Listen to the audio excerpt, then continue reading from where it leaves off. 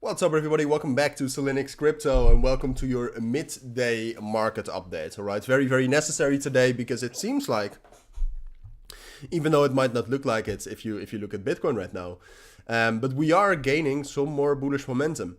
And I think you can see it a little bit better if you look at the total three. Total three in the last, today has moved up.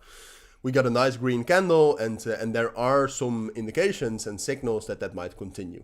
All right, so in this video, as always, and again, I want to let you know that this is a new concept. I've been doing this for about a week, maybe a week and 2 days. If you'd like to see more topics in these videos, let me know. All right, because what we will do is we'll talk about news first. Then we'll take a look at Bitcoin because that's necessary. You need to know what Bitcoin is doing if you want to know what the market is doing. And then we'll talk about the best cryptos today to trade, in my opinion. All right, the cryptos that have the most momentum and where you can see some potential in moves. All right, so that's what we'll do. I think it's super valuable, but in the end, that's up to you. For now, let's get right into it. So I think we have to start briefly with the news. All right, because there are some news that I saw that I think is interesting. First of all, ETF outflows. All right, we had some outflows of ETFs.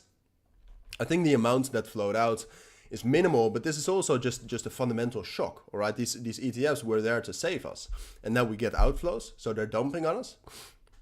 And I think in general that's true, but I don't think that over time this will be a net negative. All right, obviously when the market crashes or the market dumps like it did yesterday, people who bought via ETFs are going to sell as well, just like you and I, or at least I hope most of you did not sell, but I know quite a lot of people who did. So I don't necessarily think this is negative. And I would even go as far as saying that this might be a bottom signal. Then apart from that, yesterday we had the interest rate decision. We had some positivity coming from that. I don't want to elaborate too much on that, but in general, I would advise you to keep an eye on the monetary policy of the US. And then last of all, what you see right now is that there's quite a lot of momentum in the Solana ecosystem. So then we're talking about Jupiter, we're talking about Jito, we're talking about Tensor, we're talking about Wormhole. And more. And what you see is that maybe we'll get some sort of a restaking project, Gold Rush in Solana. In general, Solana is relatively strong and I would keep your eyes on it. But for now, let's focus on the market. All right, so what we see, and I'm going to keep this short because I'm fairly bullish on Bitcoin and I want to get back to trading. But what we saw earlier this morning is a divergence. All right, this is called absorption, which means that the price was holding up, but the CVD was negative right here. So that means that there's continued selling off in futures. The price is holding up, which you can also see right here. We have some positive flows from spot buys from Bitcoin since yesterday evening. So if spot is buying, that's relatively bullish.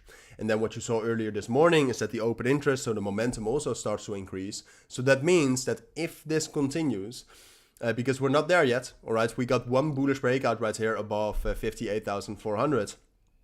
And I do think it's most likely will rally up higher, but we really aren't there yet. All right. If you go to the 1 hour time frame here for Bitcoin, we have a ton of resistance right here. In general, breaking above 62 and 61,000, I think is going to be very hard. And everything depends on that momentum. All right. The open interest needs to increase and needs to keep increasing. And then we can actually have some bullish market circumstances. So keep your eyes on that. All right. I will also keep you updated, but it's always better to keep your eyes on it yourself. So on the short term though, we are gaining momentum. We just had a bullish breakout above the 28 EMA and above this level right here at 58,400. So short term, I'm bullish. The main resistance level, I would say the next one is 60,000. After that, we're aiming for 60,800. And after that, we're aiming for 61,600.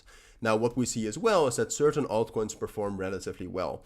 The main altcoins I think that you need to look at are Wormhole, which had a massive bullish breakout right here.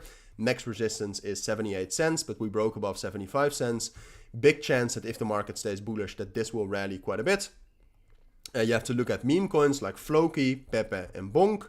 If you look at Bonk broke out of this channel right here. If you look at Pepe also broke out of that channel right there. And if you look at Floki is very close to getting a breakout. I think Floki has the main potential right now, all right, if you still want to trade that, because this still has to break out. If this breaks out, I think that's an opportunity. Apart from that, some other coins, like I said, Solana ecosystem coins are very good to trade. Axelar showed some momentum this morning. If that breaks this range, that could be interesting. Celestia, I think, is relatively strong right here. You can see it got 2 major bullish breakouts right here and is gaining momentum. So Celestia, you should keep an eye on. Flare, or FLR, if that breaks above 3.1 cents right here, looks interesting. Athena, just in general, could be interesting. But again, a lot of these cryptos are still looking for breakouts. Meme coins have already broken out. So those are the main ones to watch, I would say, together with the Solana ecosystem. But for now, that's everything you need to know. All right. So if you still do have any questions, let me know. Let me know down in the comments or in the Telegram group. For now, thank you for watching. Take care and bye.